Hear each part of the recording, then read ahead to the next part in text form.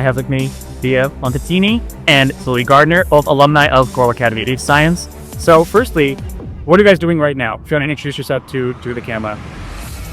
I'm Zia Macatini. I'm an event operations assistant for the Las Vegas Raiders.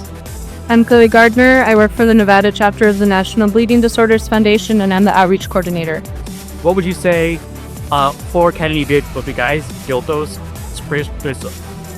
I can say that Coral prepared me very well for college. I flew through college. I didn't have any issues.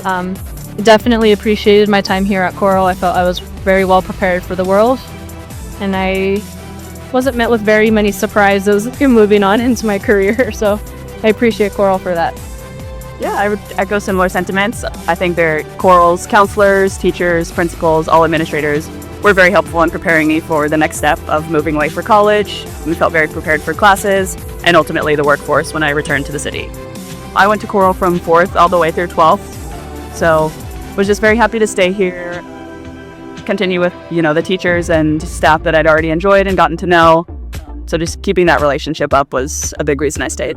I also came to Coral from 3rd grade to 12th grade, so I would say both of us are long endeavor to Coral students.